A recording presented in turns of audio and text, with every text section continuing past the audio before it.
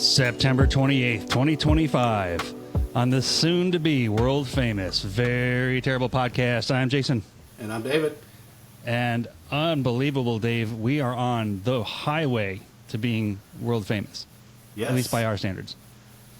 The TikTok is blowing up. I didn't think this TikTok thing was real. And mostly because of the China background to it. You know, like, okay, they're going to come in and shut it down. Yeah. And now, so for the ones of you that follow at home, we made our show was it a week ago or 2 weeks? Felt like 2 weeks. 2 weeks ago. 2 weeks ago. And we were just cherry picking topics out of the air. And for whatever reason, we got on how it didn't even start with Britney Spears. It started with, gracious, the young lady actress who had the sex change and then came back. I don't even remember who it was. Either way, it turned into Britney Spears, and Britney Spears not looking good. And the AI in our program goes and grabs, Britney Spears comment. And I just go randomly like a robot. And every day I go in, the program makes me 7 or 8 clips, which gets me through the week. And every day I put one on social media. And this sucker, man, people are mad. People were, and it was really engaging. Like a normal video for us, depending on the platform, right? YouTube, a good video, 1,700, 2,000 views. Facebook is just garbage. It doesn't really grab that much. Was it Instagram, right? Instagram, 200, maybe 300 views. This son of a bitchin' thing on TikTok is, as of, I think we're at 68,000 views. I don't even know 68,000 people.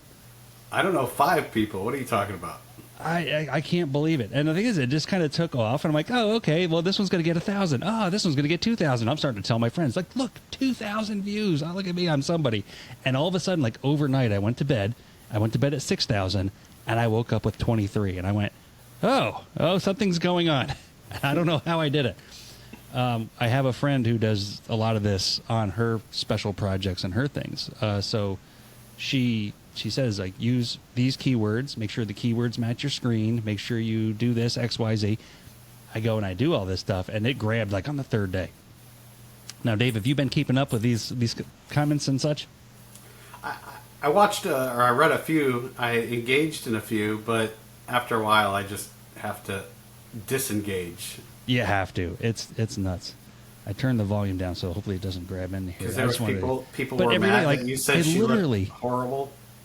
Yeah, but I mean, it's weird. So, I mean, I just shut it down right before the show started. We are 2-3 minutes into the show, and there are 4 more comments and 1 more follower just from that video. I mean, it's every day, all day long. And to be fair, right? So we've got, I don't even know. We got 5. So we are at 67,700 views, 229 comments, 700 whatever likes. All right, so out of 229 comments, Dave, there's only 2 people. There's only 2 people that were assholes. and that's a pretty good ratio. That's only 1%. Yeah, pretty good ratio. And the funny part is like they think they're going to get me because they go, oh, look, it's 2 old blow nut guys with the recording equipment. And I went, yeah, that's exactly what this is. Thank you for commenting. Yeah. They were trying to fish me in there to go, oh, we're going to get them upset. And then there's this one, and I think I was actually kind of mad at her because I forgot I can't even find her anymore. She gets on there, and to the point of I'm going to comment that we're going to talk about her on the show, but I'm not going to tell her where, so she has to watch the full episode. But she gets in, and she says, oh, look, 2 men just running their mouths and don't know what they're talking about. So I commented back. I went, what would you like us to talk about? We aim to please. Yeah. I'm not picky. I'll talk about whatever you want. But then, and with most people and with most keyboard warriors, this is something that drives me nuts. They'll either hide behind a fake name or they got their little fake profile. And then, or like this one here, she wasn't too bright. I almost want to, like, I don't know what's called doxing, like just have everybody go and look at her. But then if everybody goes and look at her, she could probably get more famous from it. But yeah, because we're famous now. That's right. We're a big deal. We are a big deal. And the thing is, I don't mind. People can be like, oh, you guys don't know what. Yeah, I don't know what I'm talking about. You're right. I just brought her up by accident. You guys are clicking on it. it's probably the super Britney fans that know like everything she has for breakfast, and it's like nails on a chalkboard to them that we Yes. don't know everything. Exactly. And there's one on there that's actually like the screen name of it is the free Britney facts or something like that. Oh shit! I mean, he's got his own like actual like free Britney research he did and all this other stuff. But like the schools of people and their strong opinions are all over the place. And then like, it was nice at first. Here's a comment. There's a comment. I'm trying to keep up. I want to engage with the listeners. I'm replying to every comment. I give them their likes. I do the things. And after a while, I'm like, oh, I'm 35 comments behind. And I'm like typing for an hour and a half, trying to catch up and trying to do the right thing when it is the right thing and help everybody with their, engaging in the show. So we get to this one here.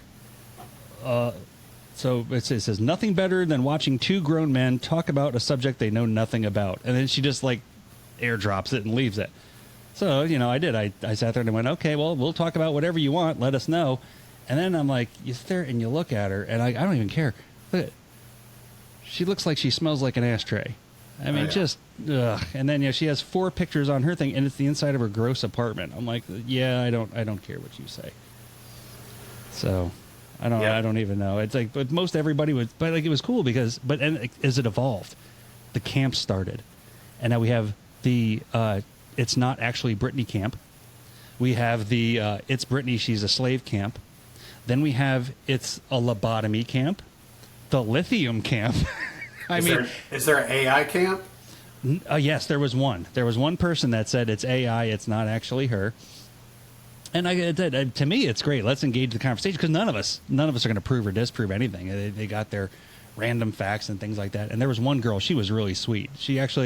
She started off like she was going to argue, and then we started talking back and forth, and she actually sent me stuff. She goes, well, here's what I see. What do you think? And we actually started going back and forth, and she showed me the documentaries and stuff that she watched where there's actually Britney on camera going, hey, they gave me drugs last night, and I don't know what happened. And I'm like, oh, okay. Who knows? But, I mean, what an interesting engagement, though. 68,000 people, which is enough to almost fill you'd fill Raymond James at that point with 68,000 people.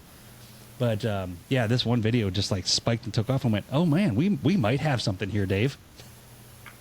Yeah, or we just kicked a hornet's nest of shit we don't know about. Oh, yeah, whatever. We don't know anything.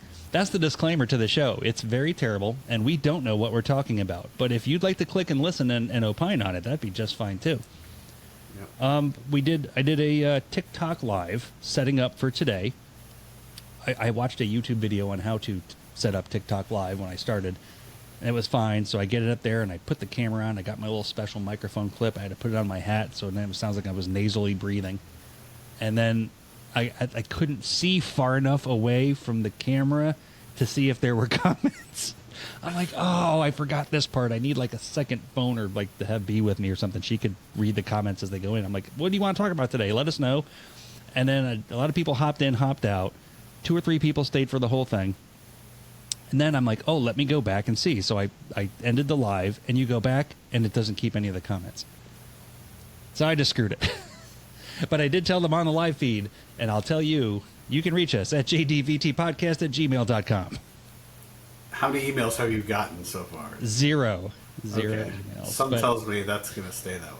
I don't know what else to do unless they leave us TikTok comments. I've got to get, and then I've got to figure out how do we tell the Riverside program, all right, make an AI clip starting now, and then we just go in and talk about something. Like hopefully it would grab it and we could like trigger it to make the clips the way I want. So I don't know, but yeah, this very engaging. I mean, by accident, really. We talked about a lot of cool stuff. We talked about open carry. We talked about Charlie Kirk. We talked about all kinds of things. It grabs Britney Spears out of the 90s. Oh. You can't tell it to pull clips from a certain segment? I don't know that I can't. I think I would have to go into the program, see the whole show, and then highlight, because it gives you like the script after it's over. It tells you everything you said, and I think you can highlight the script, and then you can see it that way. So I think you got to do some more research, buddy. Oh, I'm telling you, this is how the program evolves, and everybody that watches now is here in its inception.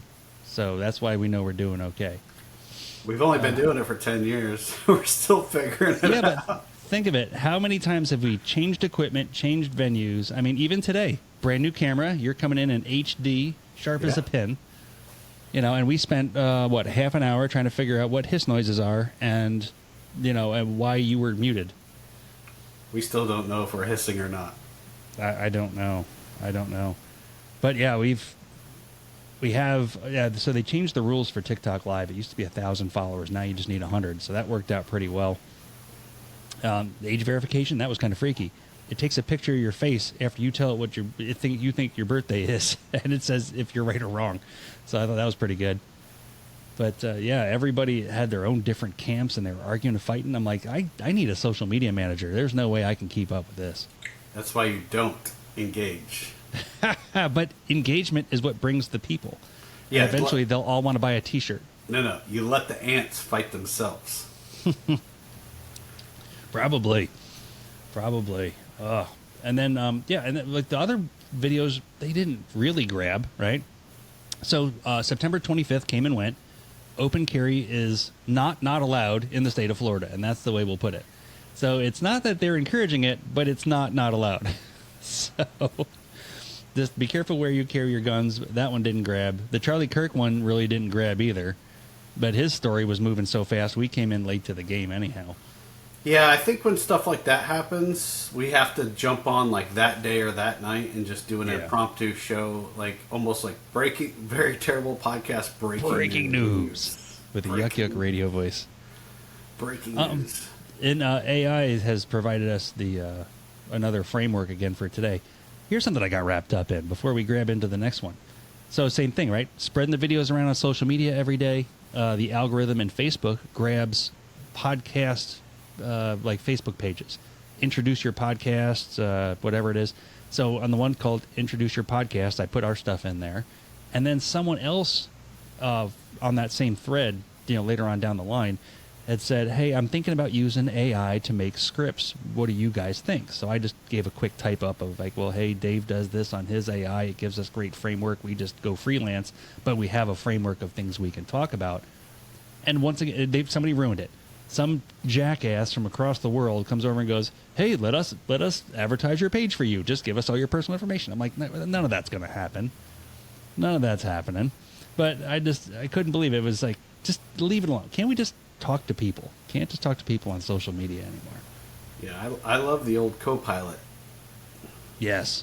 Yeah, Copilot for you is doing great. And my laptop has Copilot on it. I can see the logo. I've never really used it. Oh, at work, it does. Like it's so capable that I don't even know what it can or can't do. Essentially, at work now, I try to figure out what it can't do, and it's not anything. Really? Yeah, we have this thing called an issue tracker at work. So every time there's an issue across our nationwide network, which we have over 1,000 logged issues, so we want to do reporting. We want to figure out which locations have the most issues, what, and I literally just I download the issue tracker into an Excel file, dump it into Copilot, and tell it, like, this is the information I want, and I want to report on it. It did that, created a report, and drafted an email to go to the network. God. Dude, the takeover is going to be swift, and we're not even going to be able to fight it. Like, it scanned 1,000 issues and read, there's probably 15,000 comments and notations in there. And It said, this is your most common issues. This is what you should do to fix it. It's wild. That is unbelievable. Once again, it's a tool. It can be used for both good or evil, depending on who's the one pushing the buttons. Talk to me about this. All right, so it pushed up topic number 2 on your AI-driven script here. It says, Charlie Kirk conspiracies and Candace Owens crazy theories. Who is Candace Owens? I am not aware. Candace Owens is a conservative talk radio host, or I think she's talk radio, but she was on TV as well, Tucker Carlson, then she was on Ben Shapiro's network, and then she criticized Israel, and then got the boot from Ben Shapiro. Now she's, insinuating that Israel had something to do with his murder, that there was a second shooter, that the guy that they're saying was the shooter is not the shooter. So it's getting pretty interesting, because she's turned into, you know who Alex Jones is, right? I want to say I've seen a picture of Alex Jones. I have not taken the time to watch any of his work. He's like super tinfoil hat guy. He's like the conspiracy grandmaster poobah. Oh, yeah. So she's trying to dethrone him on the conspiracy. It's fun to listen to, at least, even if none of it's true. Right. But there are some things that make you scratch your head, because they're like, oh, he jumped off this roof, and there's a video of him leaving the roof, and I don't see no gun in his hand. Huh. Well, there was the first guy who claimed to be the shooter that wasn't the shooter, that was supposed to be the distractor for the actual shooter. Yeah, the old guy, and then they found out he had... And then he just... He voluntarily told them, oh, I have child porn on my phone. You should check that out. Oh, Jesus. And it's like, something... Like, none of this makes sense. No. None of this makes sense. Just an amazing amount of distractions we have. Because honest to goodness, and I'll be completely open with this, I don't keep up on the Israel-Palestine stuff either. Like, so if she's making anti or pro-Israel statements, I have no opinion on it because I've done zero research. I've tried to do research, and it's the more research you do, the more confusing it gets. So It just seems like the whole Israel, just in general, just seemed like a bad... They stuck Israel in the middle of a hornet's nest, and they're like, this is definitely going to work out great. Right. You know, when they reintroduced them in the 50s, you know, to that region. Yeah. Well, the thing, too, is like, this is, from what I understand, right, is like, this is about the Gaza Strip, the Holy War. I mean, this is a war that is going on forever.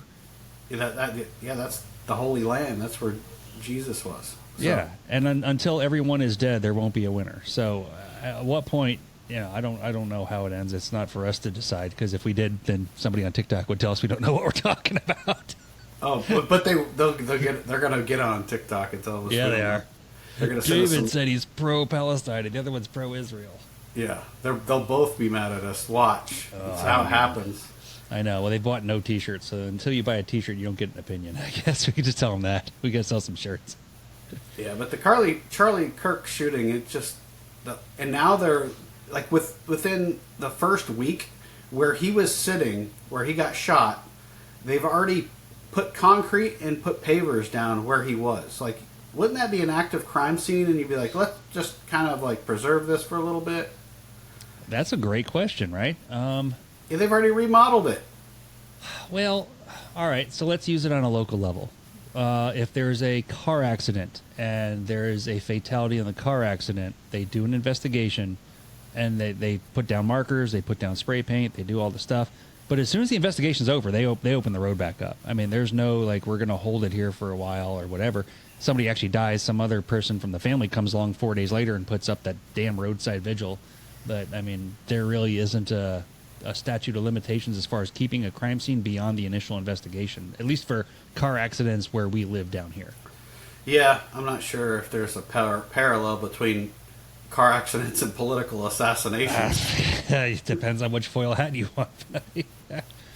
I don't know. I mean, you got to figure at some point you've got to let it go, right? I mean, on a grander scheme, right? You got like 9/11. I mean, at some point they had to stop getting evidence and stuff out of the rubble. So, yeah, but that was years, because it took them years to even move that rubble. Yeah. But they haven't released hardly any information, like the autopsy, the coroner's report. My brother hunts with a .308 rifle. I know what that rifle does. And that's a big rifle. His head should not be attached to his shoulders. Correct. So, and I've watched some, a few YouTube videos. There's some theories that he was wearing some soft body armor, hit him in the chest, ricocheted up, hit him in the neck. Oh, okay. That I could see. Bullets do sometimes do weird things, like maybe it entered and then entered down into his chest cavity. Bounced around. Yeah. But release the coroner's report, release the autopsy report. Because everybody's just going down all these rabbit holes, talking all Have they completed all the charges yet? They have formally filed him with all the charges. I don't know. There's still got to be the court case and all that stuff. Yeah, well, I bet you then, because really, if you think about it, at that point, it's still maybe classified evidence until the proceedings of the court case happen. So you don't want people looking at it and picking it apart before you use it for or against your court case.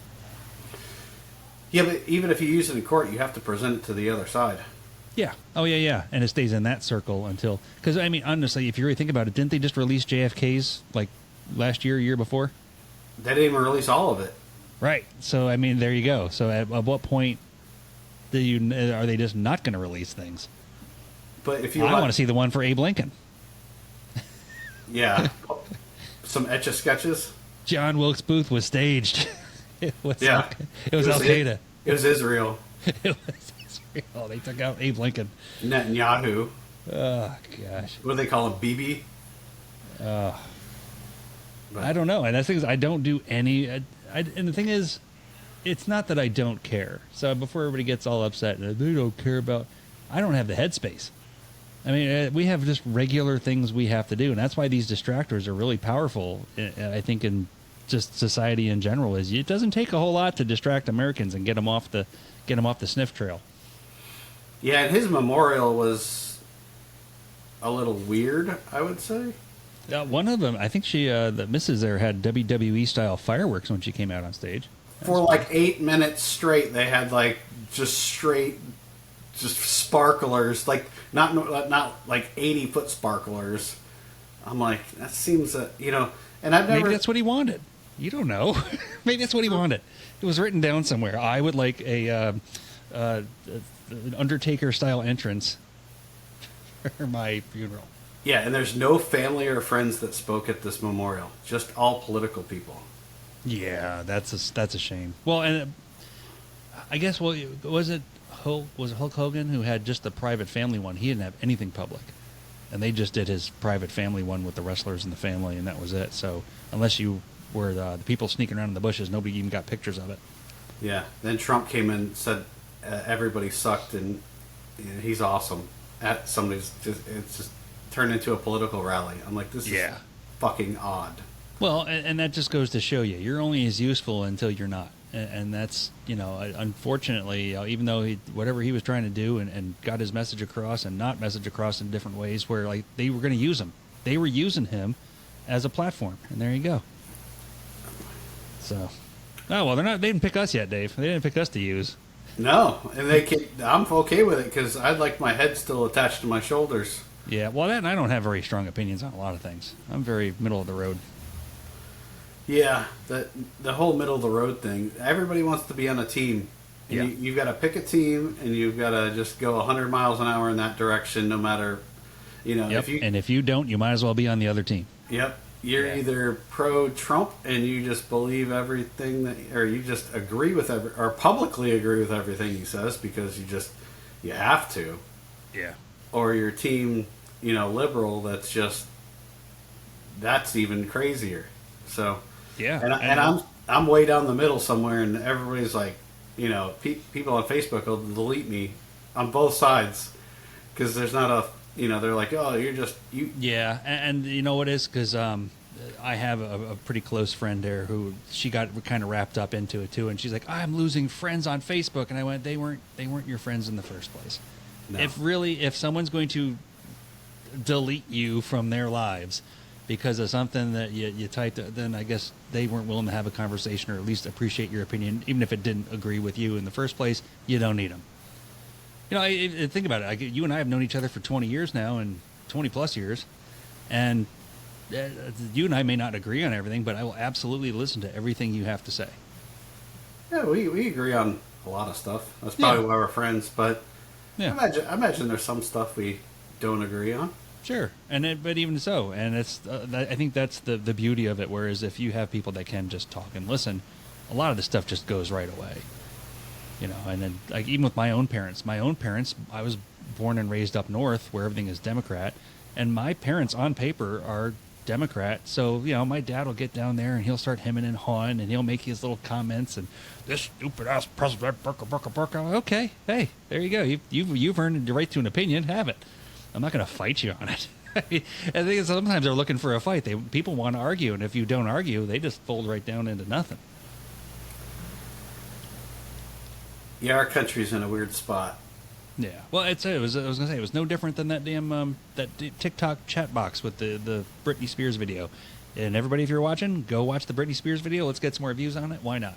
But you get in there, and like I said, these people like really, really big time opinions, and I go in, and even because they were talking about us talking about it or whatnot, and I just shrugged my shoulders. I said, "Thanks for your opinion. Thank you for taking the time to comment. I hope you find something you do like." And I just send it back, and they just chill right out. And I got to be honest with you, maybe a third of those people actually follow the channel now. I was really impressed with that. I was like, "Oh, I found it. I found the combination lock." Yeah, you're gonna get us hundreds of followers. I'll take anything, buddy. I'm not fancy. But when it comes to teaching, or when it comes to people, right? We're talking about hundreds of people and thousands of people and all that stuff. You were on center stage not too long ago. Yeah, last 2 weeks I've instructed 4 continuing education classes with over 200 students. How was that for you? Well, the smaller ones were fine. There was one virtual. How big are the small ones? They're about 30 people apiece, I would say. Mm-hmm. And then the big one was close to 100. It was at our big adjusters symposium at Topgolf. Nice. So, yeah, that was close to 100 people. So, and that was the most people I've had to publicly speak to at one time. So, I tracked my heart rate during it, and it was pretty high at the beginning, but once I got going, it dropped off pretty quick. I know the material. I'm confident about what I say. It's just, it's weird that you get I don't get nervous talking to 10, 15 people, but talking to 100 people, I got nervous. But right. But Did you record yourself? I did not. Okay. Did anyone record you? Maybe. Just to go back and watch it. There's some pictures of it, but yeah, no recordings. No recordings, I don't think. One of the biggest things, and that this show has brought me more than anything else, is how many times you would say the word make a noise, use a filler word, and those types of things. And that puts it right on center stage. We'll go back and watch this show, and I'm like, oh, I used to say a lot, and I used to do these different things. You work on it. You try to get better, and I'm proud of you, though, man. I said to get in front of a couple hundred people is a pretty big deal. It was. I was proud of myself for doing it because there was a point where I'm like, I could just go in my truck and just leave.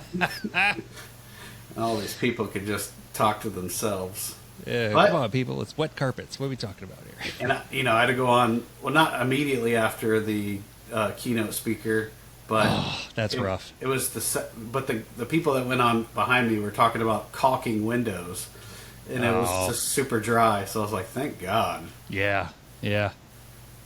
Well, that's where I got stuck on. I've got my conference coming up at the end of October. They put me on the last day, on the last event before the host sends everyone home. I'm like, no one's going to be there. No one's sticking around for that guy. I've gone to pension conferences for 13 years. I can tell you less than 5 times I have stayed for the last Wednesday presentation. So I'm thinking I'm gonna have hundreds of people. I'll probably have 15 bunch of kiss asses and book nerds that are gonna hang out. You'll have stage time and experience. That's all I want, and that's all that, right? That's why I tell everybody. They're like, "Why are you even doing this?" I went, "Because there's a hot mic and a hostage audience, and that's what I need." Yeah, I just like to put myself in uncomfortable situations, so eventually they become comfortable. Yeah. Well, I mean, think of this. Like right now, you're speaking, and if we say something that's catchy enough, 70,000 people are going to watch your face and listen to your voice. Yeah, I try not to think about that too much. Because when I do listen back to the videos, I'm like, yeah, I always, what is it? I always say yeah. Like you'll say something and I say yeah, and then I start talking. And I was like, I want to put a thumbtack in my shoe, and every time I say yeah, I'm going to... It's almost like the crutch of the word. Some people use like. They do. And what we do for when B is on the show, and she starts going in with the word like, I'll off camera, I'll take my hand and I'll go like this. And then she'll see me doing it, and that'll say, it's a reminder, don't say the word like. Yeah, when you're saying it, when you're in those situations, you don't recognize you're saying it, but when you hear it back, you recognize, you're like, oh, I sound like an idiot. Yeah. We have that a lot at work when you're on the radios, and if you're in an emergency situation and things are happening in front of you, you just think you have to push the button and just make noise because you've got to transmit something out. And I had an older chief that was getting ready to leave, and he took me off to the side. He says, "You put the thought in your head, you figure out what you want to say, you take a big breath in, count to 3, breathe out, click the mic, go start talking." And it was like, oh, okay. And that helped out a lot. It was just one of those, make a thought, stop, frame it, then put it out. Don't just make noises in the microphone like a circus animal. Yeah, a trick I like to use is breathe in deep with your nose, and then hold it, and then breathe in again through your nose like a second time. Yeah. And then talk. Nice. It kind of it pauses you, lets you think, calm down, and have a normal conversation. With a nose as big as mine, you wouldn't have to worry about hiss noises. It'd be like, oh, the guy with the big nose is breathing in through his nose again. There's no air left. Well, you don't have to worry about it. It's the other people in the room have to worry about the oxygen that's left in the room. Exactly. They start reaching for the sky. They just all pass out. Like, Netanyahu my over speech there. isn't going very well. Oh, Your my captive goodness. your captive audience is incapacitated. Yeah, they get bonus education credits if they can make it to the end without passing out. Yes, sir. Oh my goodness. Next topic, big one here. Apparently, Southwest Florida snook season starts October 1st. Yes. Is that correct? I believe so. Do we plan on doing any snook fishing this season?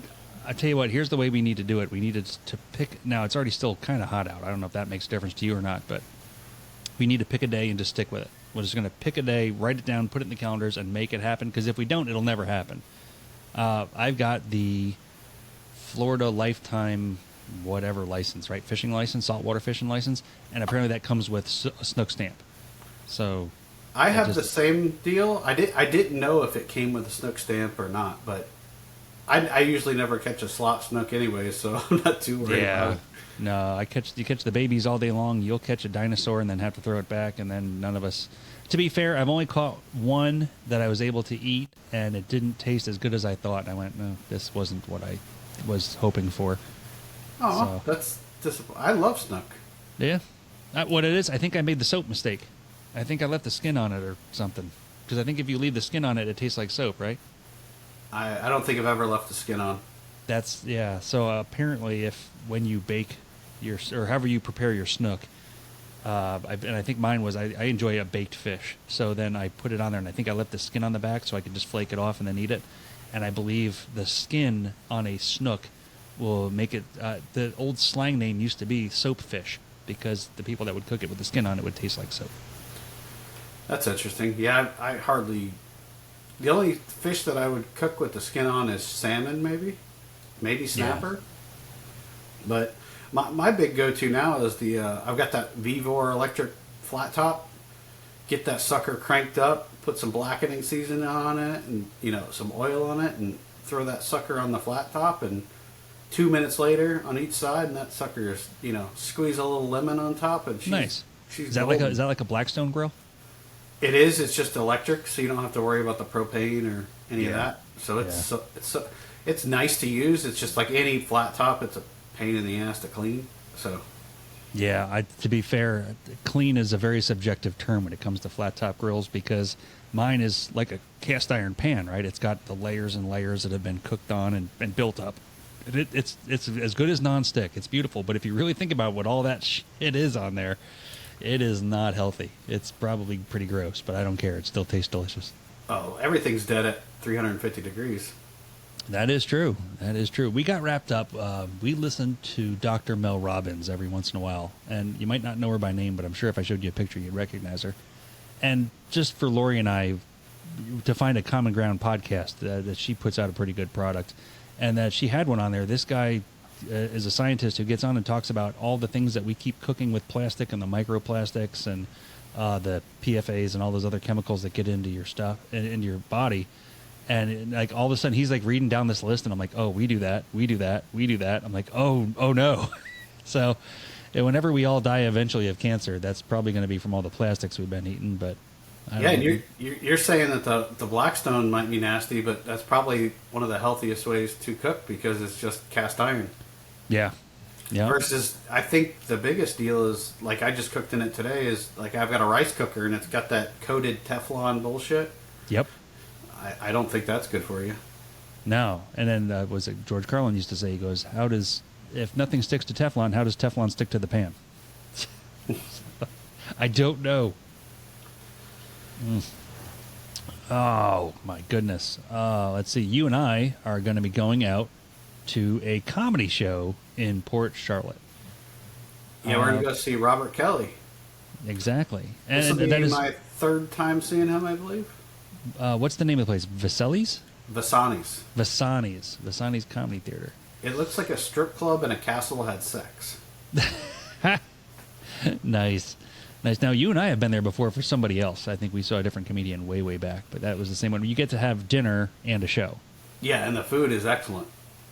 I did not research this. I just bought the. Obviously, I think I still owe you money for the tickets, but drink minimum. I think it's like $1. I think it's like you got to spend $15 in food and drink, something like that. But okay, that's easy. Yeah, once you buy dinner, you're already there. Okay, I was gonna go see a couple of different comedians down in like Naples, and it's mandatory dinner, mandatory 3 drinks, and like there's this list of, and I'm like, at this point I'm not even worried about the comedy show. I got to make sure I count enough of my purchases to make sure I don't violate some weird rule that they made up. It takes the fun away from it. Yeah, Vasani's isn't bad. By the time you eat dinner, and if you order just even a soft drink, you're over their limit of money you have to spend to be there. So yeah. But I think a lot of those places, they give away free tickets, and that's when they really enforce the food and drink minimum. Yeah, I mean, they've got to make money somehow, right? Because they're probably not making it just on the tickets. Yeah. And then, obviously, I even wore my special Mike Calta Show T-shirt today, too, because Bobby Kelly's #1 best friend, Mike Calta, is going to be there. Allegedly.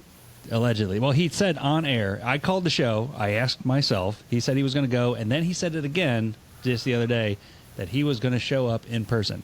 Now, what happens is, though, is like, do you just walk up to him before he starts eating? Like, what do you do? Or is he going to stand off to the side and shake hands? I don't know how it's going to work. I'm probably going to wear the same shirt. Yeah. You're going to be like, I'm your #1 fan. I want to go home with you. Can I go to your house? I don't even know what it is to say. I've met a lot. I've been pretty fortunate in my life. I've met a lot of mediocre B-roll famous people, like, famous by my measure and probably nobody else's. And each time, I'm kind of proud of myself. Like, I don't freak out. I don't overcrowd them. If they're nice enough to give me a picture, that's great.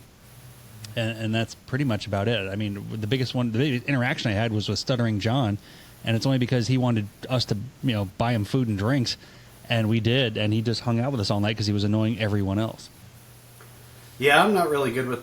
I'm like the opposite of fanboy. Like, one time there's this popular YouTuber called Vice Grip Garage. He's very famous.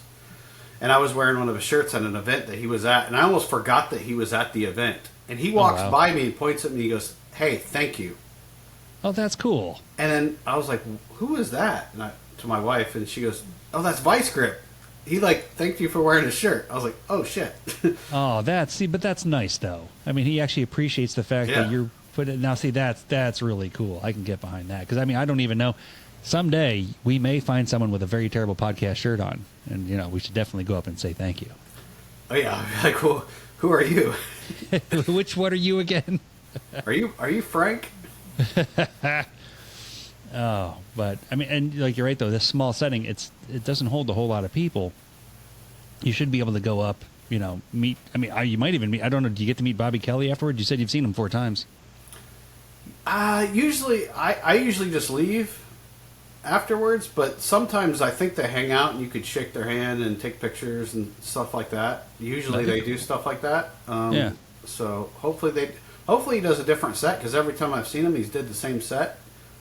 If he does some joke about sliding down a mountain on an inner tube, just you're look at me and be like, yeah, this is like the 5th time you've heard this. Oh, that's not good. Recycled jokes. But all right, well, we got to hope, right? We got to hope, but we're in it. And October 11th, right? Somewhere in there, 12th.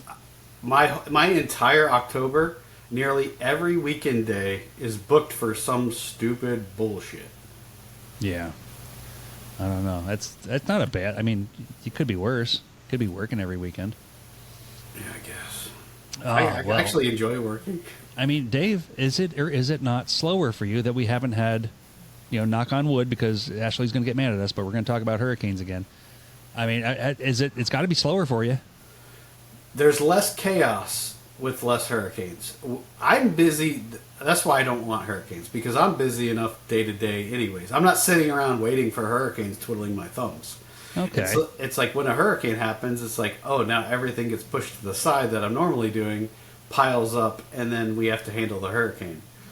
For those that don't know, I work for a national restoration company that does water and mold damage. Now we do fire, biohazard, all that fun stuff too.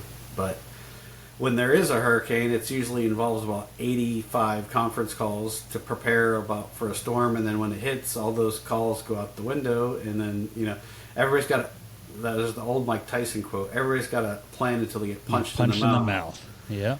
And then all these insurance companies we work for, they're like, we all want to know how many jobs you can handle per day, how many vehicles you have, how many people, how much equipment.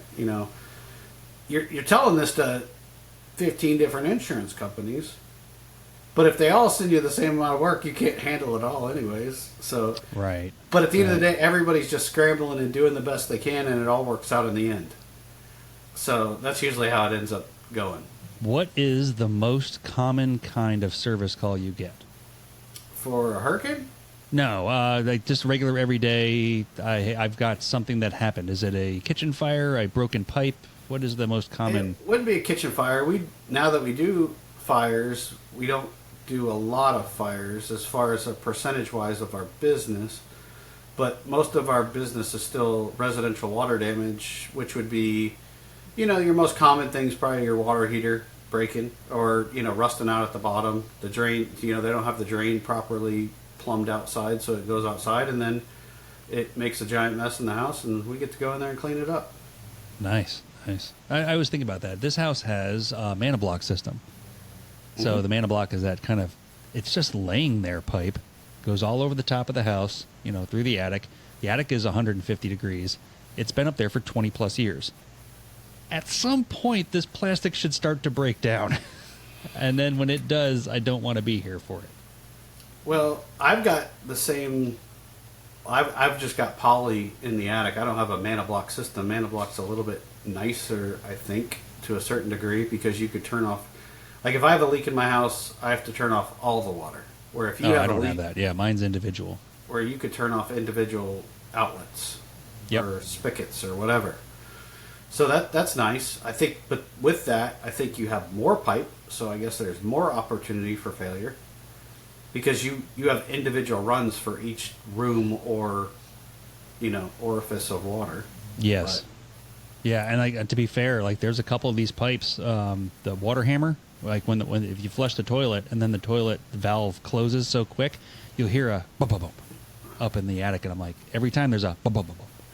After 20 years of bump, bump, bump, bump, there should be a crack eventually that's going to form in this pipe. Yeah, but the good thing about that is it'll suck at first, because you're going to notice it, because you're going to see water coming from your ceiling. The good thing is that you can notice it really fast, where if your pipes are in the ground, it leaks for forever, and it usually soaks into the walls, and then you don't discover it unless it's a big leak until you smell mold or something, or you visibly see mold or damage, and then it's, then you've got to do a lot more. A mold job is a lot more labor intensive. You got to cut everything out. It's a lot more damage. Where if you see like a water leak in the ceiling, if you catch it pretty quick, you could dry it out, repaint the ceiling, and you're good to go. Oh, that's okay. That's good news. We'll take it. I mean, I don't want to take either one, to be honest with you, but you got to be positive, Spinner. Oh, I'm something, all right. I mean, but to be fair, right? When I complain, we get the most views.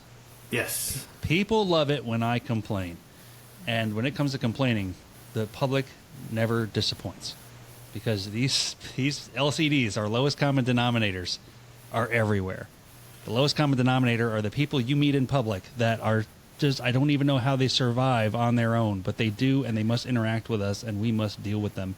This week's LCD comes to us from the brand new bus stop that B uses to go to school every day. A road in Cape Coral, a residential street. Each lane is, let's call it 8 foot 6 inches wide, so you're looking at 16 6 inches all the way across, 16 feet 6 inches all the way from one side to the other. It's common courtesy, right? You know, like I said, if you're going to pull over, you try to pull over as far as you can, but if not, you go in the other lane, you go around so the traffic can move. So we're at a bus stop that is 1 block off of the main highway that's into the residential area, which is safe for kids, so we love that. However, there's this guy that's getting some remodeling done at his house, and the people that are coming in to do this remodel, they show up at different points throughout the day. So we've got, you know, blocks or squares, and on the square on the corner is where the bus is going to come to get, you know, to come drop off the kids and pick them up. So we park right alongside, so we're out of everybody's way. This moving truck just, I mean, the guy who they're working on their house has a corner lot. So now he has 2 different roads he can park on. He literally comes up and parks right next to us, blocking the entire street. Gets out, starts chucking this stuff all over the ground, so it's not like he could even move quick to if he had to. And I'm thinking to myself, this is right where the bus is going to come down. At what point does this guy not realize that there's other traffic that's not even the school bus, but just anybody who lives on that road now cannot get across? And I was like, there's this weird thing that people do where they don't know their occupation of plural space. Take a shopping cart, for instance. You go into the supermarket, and you know everybody walks down. When we had COVID, they put little arrows in the aisle so people could see where they had to walk. Now they pull the arrows up, and they just go down their aisle, and they'll stop their cart. Say they look over to the left, and they're going to go get their can of tomato sauce, but they don't so they park the cart either in the middle of the aisle, or they just leave it, and they'll walk over, and they use their body to block the other half of the aisle off while they peruse the many, many types of tomato sauce. Drives me freaking crazy. Listen, if you're going to stand there with your cart, stand there behind your cart, use your eyeballs, look over at the tomato sauce, figure out which one you get, look at the traffic, Frogger it, go over to the other side of the aisle, pick up the tomato sauce, put it in your can, and go off to your canned peas where you're going to go next. It's not that difficult. These people got to stop with their cart, they get right in the way, they block it all off, and they're like, oh, excuse me, and then they give you a look like you're the one who's screwing up their tomato sauce purchase. AI is going to grab that. It's going to be a good one. You go to the grocery store still? What a peasant. Mm-hmm. I go to the grocery store almost every other day. I mean, just for the sake of doing this, for having it to get out and to interact with people. Because if not, I would just come home and sit. You get your groceries delivered? Yeah. Why? I don't know. I tell the ALE, I can't say the name or she'll start talking to me. Yeah. I tell my little robotic girlfriend what I want. It magically shows up at my house. How much does that cost? I don't know. Well, you're a famous podcaster. I can see how money's not an object. I don't know. I don't ask questions. I just, the guys at work tried the DoorDash, you know, instead of having to take the truck to the grocery store and get their food every day. And it's, honestly, it was quite a bit. I think it was like $9 or $12 a day on top of the price of the food to get it delivered to you. I'm like, I'll just save the money. Either it gets delivered by somebody else or my wife gets it on the way home. I don't go grocery shopping. Why not? Come on, interact with people. I mean, you can get your own LCDs.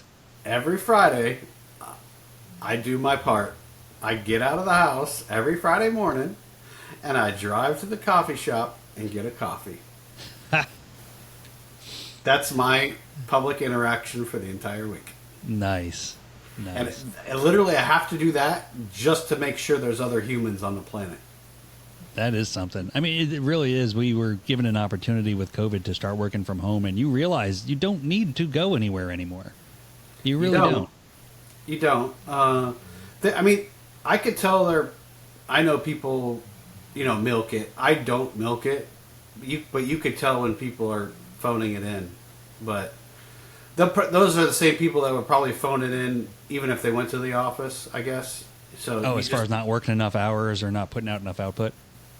Yeah, the hour. It's not the hours. It's the what the production. What's their work product? Yeah. So, but you You just have to identify those people and either get them to get their shit straight or get them gone.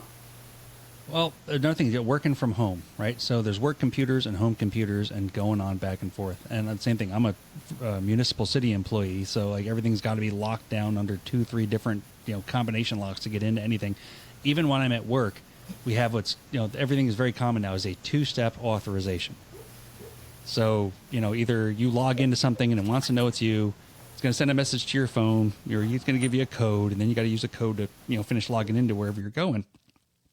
So I work for a municipality where they gave me a keychain from like the 80s. And I wish I had it. I had it here the other day. And it's like you go to log in and you have to press a button on this keychain, and the button gives you a number. And then and I'm like, what happens if I lose the keychain? I don't know what to do next. I guess I understand the whole 2-step authorization thing, but if somebody else wants to log in and do my work, then so be it. Why would I stop them?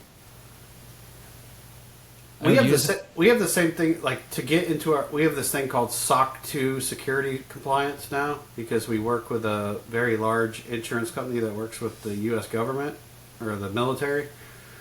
So that took us 2 years just to secure that contract and put into place those security guidelines. So every time I log into work, I have to do 2-step authentication to log into my computer. And then if I'm not active within 15 minutes, it logs me out and I have to log back in. Who are these people who want to hack into your system? I guess they're foreign military agents, I guess. I don't know. Yeah, I don't know either.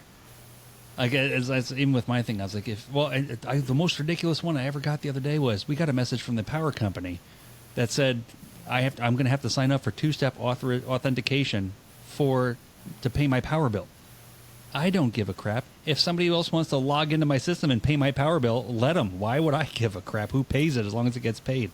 But I bet you'd be mad if they logged into your account and turned your service off. I thought about that, though, but that one requires an actual phone call from, like, the cell phone you have on file. You can't just click a button and turn power off. I did look into that. Oh, really? Yeah. So I was like, I guess at some point, whether through the web of internet and however that works, apparently, like, even for you and for me, like, if you can get into part of a system, you can weasel your way into the rest. Just recently, it was last year before, the city of Jacksonville had somebody hack into their system, did the ransomware threat for $20 million.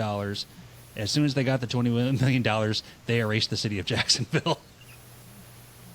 Which I know it's probably not funny, but I mean, at some point, you're like, you're not supposed to pay the ransom. And then they end up paying the ransom anyway, and they just deleted all their stuff. What the hell? Yeah, it's Jacksonville. They got ridiculous statues by the river. Oh, man. But that's more of our lowest common denominator that you can find in public. If you find some stories you want to share, email them to jdvtpodcast@gmail.com. Yuck, yuck, radio voice. They're going to be flooding in, buddy. Oh, gosh, Dave. Where are we at, Dave? We are at 53 minutes. Another great show again today. Yeah. Anything else you'd like to add? That's it for me, my friend. Another very terrible podcast. Another very terrible podcast sponsored by South Florida Lift Stations. Josh and family always come in through us, and though our podcast may be terrible, Josh's lift stations are top-notch. He will pump the shit. He will pump the shit. I was almost. The thing is, he was sitting down here. I could probably grab him like a half an hour and bring him on and make him do his own thing. I think he's just sitting at home today, not doing anything. We say this every time, and then we never do it. We never do it. Oh, heck. All right, buddy. Well, thank you again for joining us. Go out there and enjoy the rest of your weekend, and it's back to work on Monday morning. Boo. All right, everybody. Thanks again for joining us. Hit us up on Linktree. Follow us on TikTok, Spotify, all that good stuff. I'm Jason. I'm David. It's been another very terrible podcast.